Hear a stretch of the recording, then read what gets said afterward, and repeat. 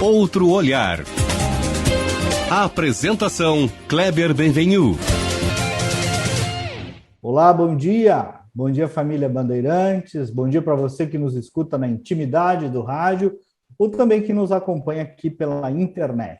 Hoje nós vamos conversar um pouco sobre um empreendimento de nicho, ou um empreendedor de nicho, ou diria melhor até um nichão, né, que é o público católico. Vamos falar sobre dois modelos de negócios bem-sucedidos aqui no Brasil. E eles comprovam que há uma parcela expressiva da população demandando por esse tipo de conteúdo especializado ou nichado, como se diz.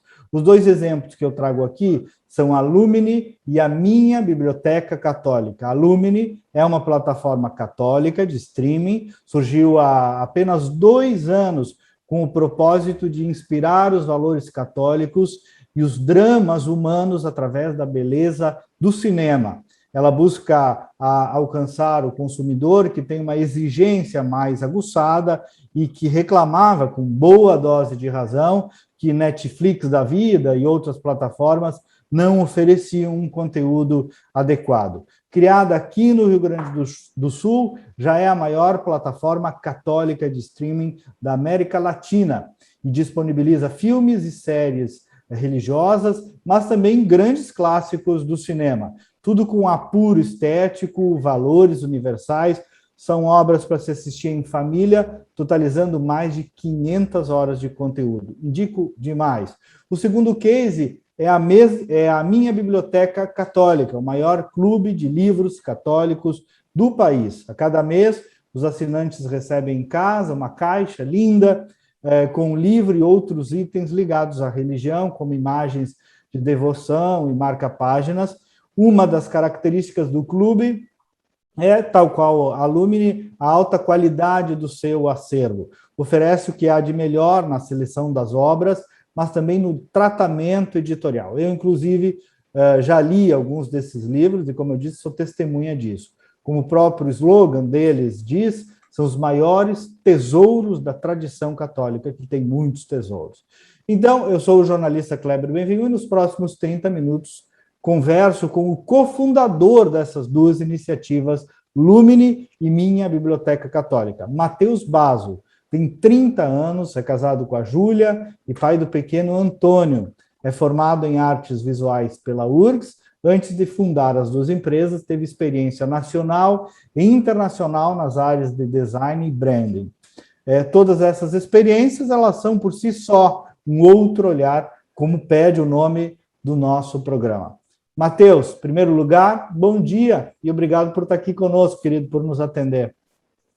Bom dia, Kleber, bom dia a todos os ouvintes aí da Rádio Bandeirantes. Uma alegria estar aqui num programa que realmente é um outro olhar e vai bastante contra a corrente, né? Porque na mídia nós vemos poucos espaços para se falar de coisas boas, para ter reflexões positivas. Então, uma alegria poder estar aqui conversando com vocês. Verdade. Matheus, e nos conta um pouco, então, dessa tua jornada empreendedora aí, como surgiram essas duas empresas, do que deu esse estalo empreendedor, que eu imagino de leitura de mercado e imagino também que se mistura um pouco com o propósito de vida, né? Não tem como tratar disso sem se confundir no bom sentido com o propósito de vida. Nos conta dessa tua jornada aí. Claro, essa jornada ela surgiu de maneira até bastante orgânica. Para responder essa pergunta, eu vou usar a fala de um seminarista que conversou comigo uma vez. Ano passado eu estava justamente me questionando a respeito de por que esses negócios tiveram um ritmo de crescimento considerável e tiveram um impacto tão positivo em cima de um público. Até que um dia nós estávamos aqui na sede recebendo uma visita, um seminarista estava aqui, nós batemos um papo e ele falou o seguinte, ele disse, olha, a Minha Biblioteca Católica deu tão certo porque vocês falaram ao coração dos católicos brasileiros. E quando nós percebemos o que nós fizemos lá no início, lançando esses livros com um tratamento editorial mais robusto, mais de luxo, mais bem trabalhado, o que a gente percebeu é que era justamente isso que nós queríamos e que o público queria. Então, houve uma consonância, assim, de vontade, né? E é mais ou menos por aí que começou esse empreendimento, né? Houve uma demanda muito grande porque era realmente o que os católicos queriam, o que as pessoas estavam esperando de um bom produto. Então, o crescimento da empresa acabou se dando de uma maneira bastante natural no início, o que exigiu de nós um espírito empreendedor. Eu já vim de trabalhar em outras empresas e comecei esse negócio bem pequeno, com alguns amigos, e a coisa foi tomando um ritmo tamanho que nos exigiu assim, uma postura bastante empreendedora e desenvolvimento de soluções e tal. Então, eu atribuo assim, essa necessidade de empreender mais ao sucesso do coração dos católicos, né? E que a gente acabou oferecendo um produto que era condizente com o que eles esperavam. E a Lumine, Matheus, do mesmo jeito? A Lumine foi um desdobramento natural, né? Eu me interesso pelo cinema, minha esposa também, e nós já vínhamos da área, né? Já tínhamos feito alguns projetos na área e trabalhando já numa outra empresa que oferecia um produto, né, um livro, um produto por assinatura para o público católico. Então, nós resolvemos juntar assim, um pouco dos conhecimentos que nós tínhamos previamente com produção e com cinema, junto com essa nova perspectiva de empreender por esse público. E aí surgiu naturalmente também a Lumine, era algo que também um pouco da nossa crença na força do cinema. Nós sabemos o quanto o cinema e a arte cinematográfica, a arte audiovisual, é capaz de trazer uma mensagem de altíssimo impacto na vida das pessoas, que pode ser usado para o mal. Muitas pessoas usam isso para, enfim, causar, seguindo um pouco a ideia de fazer uma quebra de tabus, de provocar a sociedade, ou provocar um desconforto em quem está vendo, ou de repente... E a maioria das obras que estão aí é um pouco nessa linha, né, Matheus? Vão um pouco nessa linha. Eu acho que é natural procurar polêmica quando você quer ter uma grande audiência, certo? Então é um pouco aí o movimento natural de um mercado que quer atrair cada vez mais a atenção das pessoas e de consumidores. Então pega ali pela polêmica, pega ali pelo burburinho, pega ali pelo questionamento constante, radical, porque isso aí gera atenção e... Pelo apelo infelizmente, sexual também, né? Também, que é um tema, é uma resposta fácil quando você quer chamar atenção, tratar desses temas, né? Mas pode também, claro, ser usado para o bem. Histórias impactantes, histórias que trazem um vislumbre do que é o sentido da vida. Eu tive recentemente conversando com um jornalista e ele perguntou se, por acaso, o fato da pandemia ter feito as pessoas estarem numa situação, às vezes, de um desconforto ou uma situação um pouco mais crítica, se isso não faz com que elas procurem mensagens mais positivas. Eu respondi afirmativamente, né? Realmente, claro, a pandemia, todos esses problemas são graves e nos preocupam, mas, invariavelmente, as pessoas procuram mais sentido para suas vidas em momentos de crise. Então, esse tipo de conteúdo, querendo ou não, ajuda muito nisso. Uma boa mensagem de vida, uma mensagem inspiradora que nos ajuda a entender qual a real hierarquia das coisas para a nossa vida, né? O Matheus, os católicos, de uma maneira geral, assim, talvez aí teve uma disrupção, para usar um pouco a palavrinha da moda, nunca compreenderam tanto assim a força do audiovisual para tocar no coração das pessoas, né? Ou a força de um livro bem editado, né, para tocar no coração das pessoas. Esse apuro estético, editorial, é um cuidado muito que vocês têm aí nos dois projetos, né, Matheus? Sim, claro, quando a gente olha assim para, digamos assim, os produtos culturais que existem no universo católico brasileiro, poderíamos dizer que talvez falta ali em algum lugar um olhar mais refinado, artisticamente e tal, mas essa não é a situação do que nós poderíamos perceber no catolicismo como um todo. Sim, historicamente, né? Pelo contrário, esse é o ponto. Em muitos pontos, em diversos momentos da história, quase todos, eu diria, na história do Ocidente, perfeito, o cristianismo foi pioneiro na produção artística, né? Então, por que nós não sonharmos também com algum nível de pioneirismo, claro, né? Na medida das nossas forças, nos dias de hoje. Então, é um pouco desse sonho, talvez até um pouco utópico, de a gente ter uma postura de uma produção artística de altíssimo nível com a temática cristã, com a temática católica. É isso que a gente, digamos assim, essa meta que a gente tenta atingir, e claro, nem sempre conseguimos, estamos tentando, né?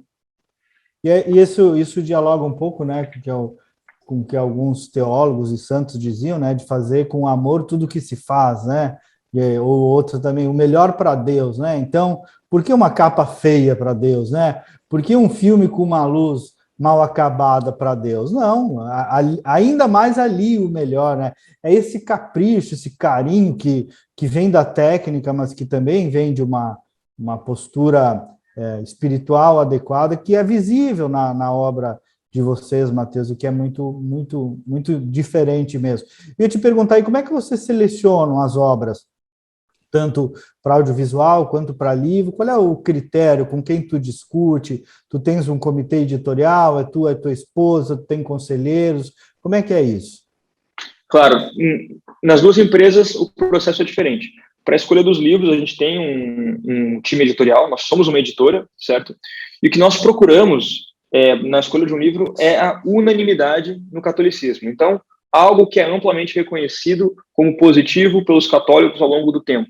Por isso que a maior parte dos nossos livros são livros mais ali do século XIX para trás, porque são livros em que historicamente há um reconhecimento da sua validade. Claro que existem coisas muito boas hoje em dia e livros muito bons, nós temos livros mais recentes também, mas são um pouco mais raros de terem esse espírito unânime entre os católicos. Então, eventualmente, tem algum grupo que tem uma devoção específica que vai se interessar mais por aquilo, outro grupo que tem outra devoção que vai se interessar mais por outro livro. O que a gente procura é justamente a unanimidade, essa unidade na diversidade, que é própria do catolicismo, né? Diversos grupos diferentes, diversos interesses diferentes. Então, esse é mais o nosso critério para a escolha de livros. Para os filmes, nós temos também curadores que trabalham conosco, né? E claro que ele tem uma preocupação muito grande com relação à mensagem e à forma. Então, a gente cuida muito para que os filmes tenham uma mensagem... Quando eu falo positiva, não é uma mensagem exatamente alegre, porque às vezes um filme precisa demonstrar um drama complexo de uma vida, certo? Mas uma mensagem positiva no sentido de que a hierarquia das coisas está ali bem ordenada, não é um filme que pega alguém que é mau e mostra como alguém que é bom e faz uma propaganda desse sujeito, né? Aí seria uma visão deturpada da realidade.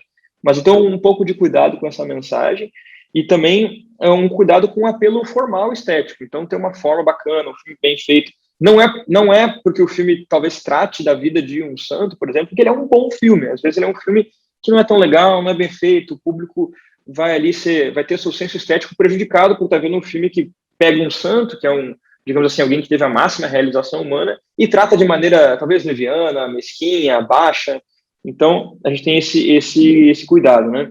Seriam esses, e também, claro, questões de talvez uma cena com uma violência ali muito intensa que não vai bem para o público, ou até mesmo uma sexualidade ali que é completamente desnecessária para a mensagem do filme.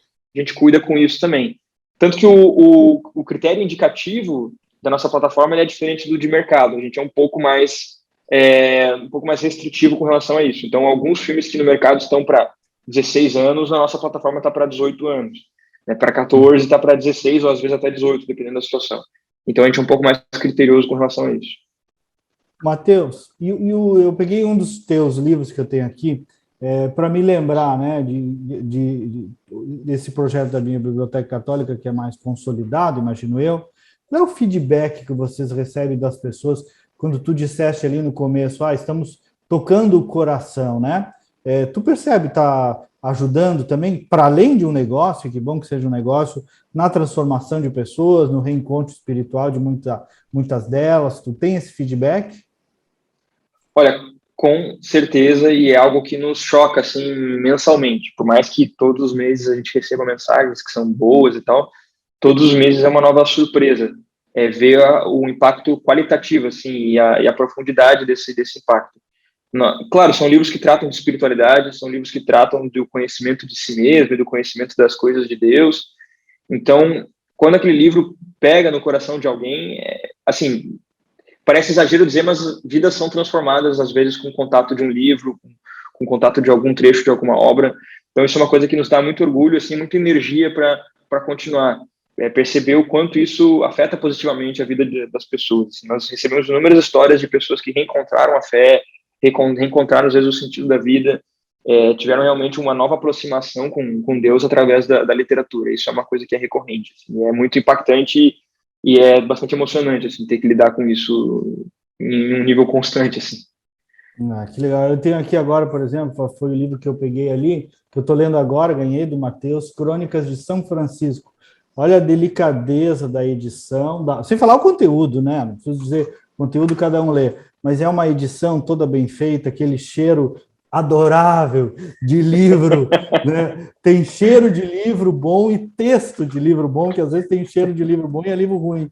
Então, todos os livros da Biblioteca Católica têm esse apuro, esse cuidado, sem falar dessa pesquisa maravilhosa que vocês...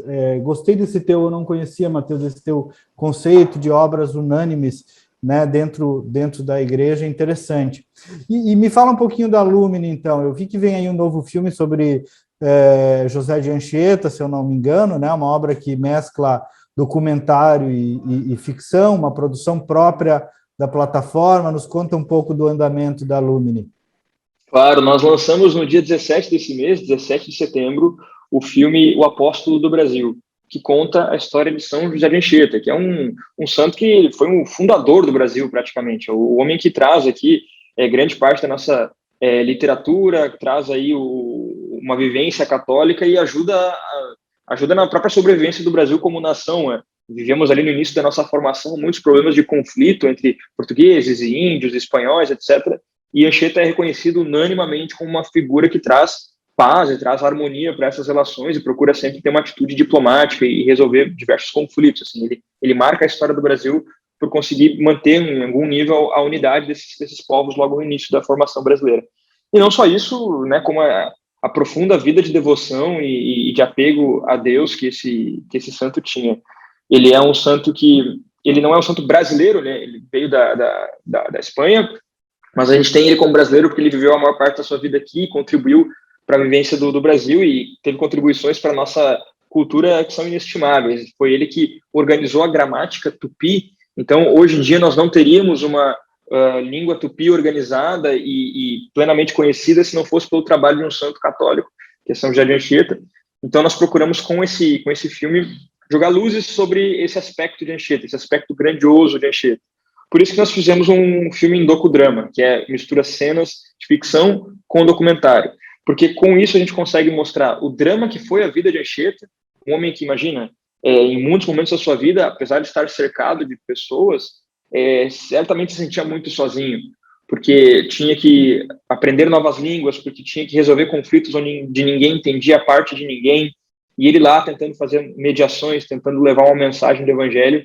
Então, foi uma vivência muito intensa e, em algum nível, muito solitária. Então, essa representação que o ator faz e que as cenas de ficção fazem nos mostram esse lado de Anchieta. E, ao mesmo tempo, com a figura de historiadores e críticos estudiosos e pesquisadores, a gente traz um pouco do que foi o panorama geral da presença de Anchieta no Brasil. Então, nós unimos essas duas linguagens para conseguir fazer um panorama do que foi essa vida. É interessante que é um filme que reinaugura a Anchieta no cinema nacional. Já houve um filme sobre Anchieta que foi lançado, se não me engano, na década de 70, não lembro exatamente o ano, que tem Neila Torraca interpretando Anchieta, mas é um filme, até o nome do filme é emblemático, né? O nome do filme é O José do Brasil, ou seja, é um filme que procura representar o aspecto mais humano ou mais frágil de Anchieta, né? Você vê pelo próprio nome, né? O José do Brasil. Que, claro, é um aspecto mais mundano, né, digamos assim. Mais mundano, mais humano, e, claro, é um aspecto que também precisa ser compreendido. Claro, mas o que a gente quis trazer é um outro lado, uma outra percepção, que é o apóstolo do Brasil. O lado do santo mesmo, né? O lado do santo, exatamente. Então, essa foi a nossa última produção, e a gente segue com novos filmes entrando na plataforma, no nosso catálogo, mas também com novas produções originais, que é um grande foco nosso aqui para frente. A gente vai ter, até o final do ano, aí pelo menos mais 2 produções originais saindo, e ano que vem, várias outras. Matheus, o nosso programa não é um programa de perfil pessoal, né? Mas não tem como te ouvir com 30 anos de idade sem te perguntar como é que foi essa tua relação com a fé cristã, essa tua adesão. Foi uma adesão familiar? Foi uma conversão? Como é que foi, se tu não te importa de testemunhar isso, essa tua aderência à fé cristã católica? Como é que aconteceu para ti? Claro, sim, sem problemas. Podemos falar assim. Eu vim de uma família que meus avós eles eram católicos lá antigamente, mas eu não sei se eles eram muito praticantes. A minha família, assim, minha mãe, ela, quando eu estava no início da minha adolescência, ela frequentava mais igrejas, na verdade, evangélicas e protestantes. Então, eu tive uma adolescência que andou ali no cristianismo mais na veia ali protestante e tal. E no final da minha adolescência, eu não estava mais tão ligado a isso, até que surgiram algumas figuras que me ajudaram a entender o catolicismo numa dimensão que eu não sabia que existia. eu vim de uma formação na escola e na sociedade, assim, em geral, que viu o catolicismo como uma coisa brega, uma coisa datada, uma coisa que não tem Chata, força, pesada, né? chata, em diversas medidas morta, né? Uma coisa que não há nada de novo e bom lá para ser revisitado ou encontrado. Eu tinha um pouco essa imagem dentro de mim. Até que teve duas figuras assim que me marcaram muito, que foi a figura do padre Paulo Ricardo, que muitas pessoas conhecem, ele é um padre que trabalha na internet fazendo formação, e a figura do professor Olavo de Carvalho, que é um filósofo, ele é católico também. Quando eu me deparei assim com essas duas pessoas, mostrando um catolicismo que eu não conhecia, que eu não fazia ideia de que existia, foi uma espécie de rendição involuntária. Quer dizer, não havia como se deparar com uma instituição como a Igreja Católica, e por mais que a gente possa aqui um dia discutir problemas, e a gente sabe que essas coisas existem, mas quando a gente olha o aspecto positivo, o aspecto das luzes que brotam da Igreja, para mim, pessoalmente, foi inevitável eu tomar uma decisão, né? E eu tomei essa decisão já mais velho, já estava com 20 e poucos anos, já estava trabalhando. Foi uma decisão que talvez fosse até contra as minhas inclinações na época, porque eu já trabalhava com arte, frequentava meios artísticos ali em Porto Alegre e tal, então a maior parte das pessoas que eu conhecia e convivia, ou né, tinha alguma ojeriza aí ao catolicismo, eu diria. Então, do ponto de vista de carreira, talvez não tenha sido a solução assim mais inteligente na época. Mas era algo que era necessário. Se eu quisesse ser sincero comigo mesmo, eu tinha que tomar uma decisão, né, como essa. Então, foi a partir daí. Assim, foi uma reedição, digamos, inicialmente mais conhecendo aspectos culturais, históricos e teológicos da igreja que eu não conhecia e percebendo a grandeza daquilo tudo. Que bacana, que testemunho bonito, Matheus. E também e sobre o empreendedorismo jovem, né? Tu considera a biblioteca e a Lumini startups, o início de startup, e tu acha essa uma boa medida aí de sugestão para quem esteja, para jovens da tua idade, ou menos, até que estejam começando a empreender? Com certeza. Eu acho que dá para classificar como startup pelas características das empresas, quer dizer, o crescimento acelerado, uma empresa jovem, fundada por pessoas um pouco mais jovens, digamos assim, né?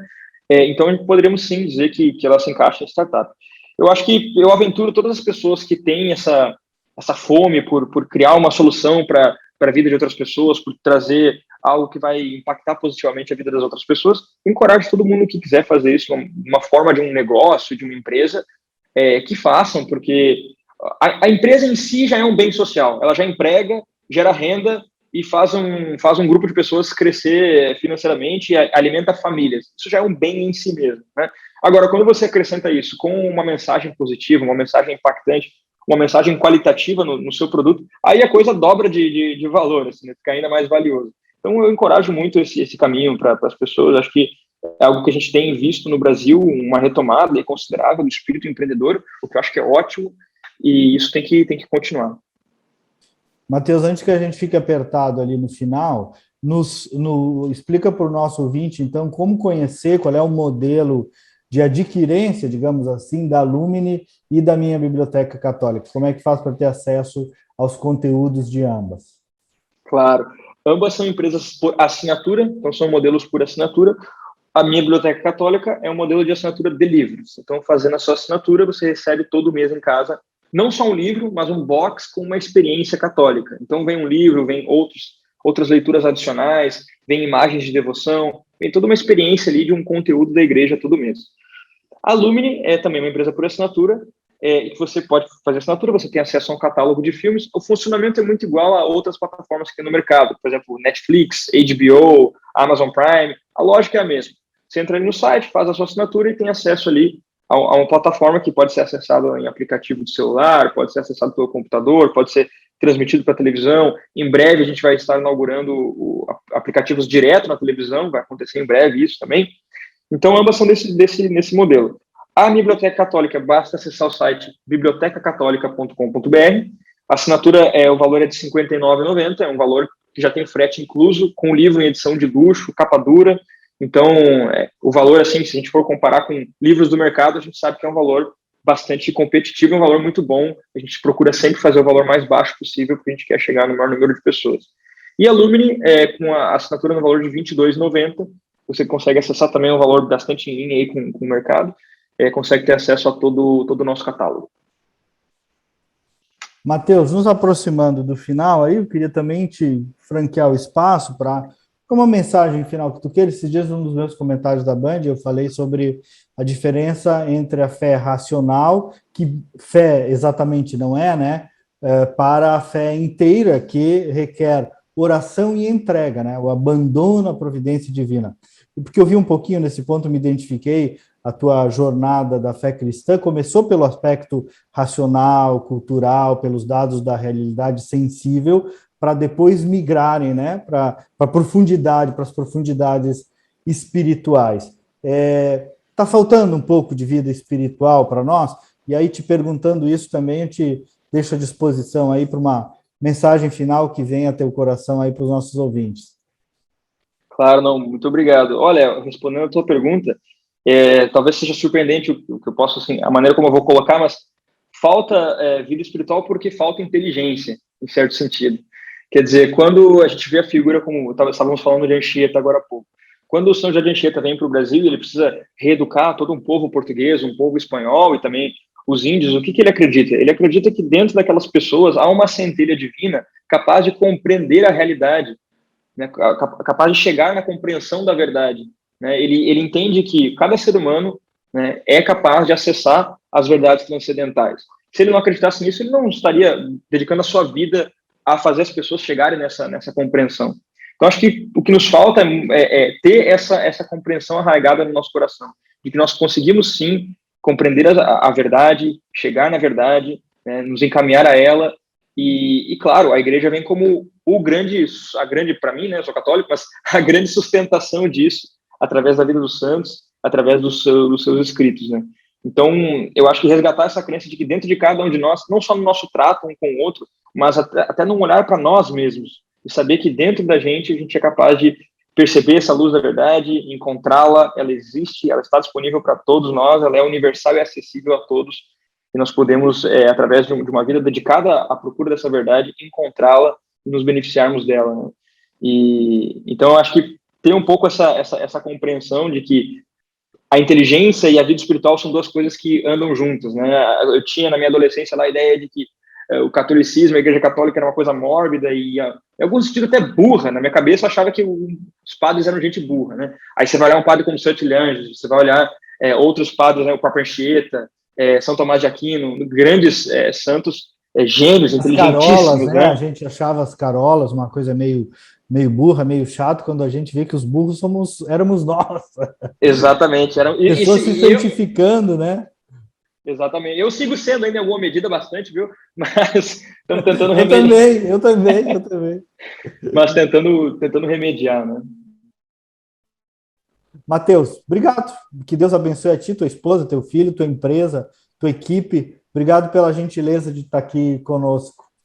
Muito obrigado, Kleber. Obrigado pelo espaço aí. Muito obrigado pelo programa também, que é muito legal, sempre uma reflexão muito boa. E é isso aí, gente. Muito obrigado. Obrigado pelo espaço. Muito bem. Aí vocês procurem lá, né? Lumine e Minha Biblioteca Católica. Bem fácil de achar. Pode procurar o Padre Paulo Ricardo também, o Olavo de Carvalho, que ele falou. Tem muito conteúdo bom disponível. E assim, a gente termina mais uma edição do programa Outro Olhar aqui pela Bandeirantes. O programa é produzido pelo jornalista João Vargas, sob a coordenação da Critério. Resultado em Opinião Pública vai ao ar originalmente pela Bandeirantes e depois também pelas nossas redes sociais. E a grande mensagem deste sábado é fé. Fé, esta é a palavra. Bom dia, bom final de semana e até o próximo programa.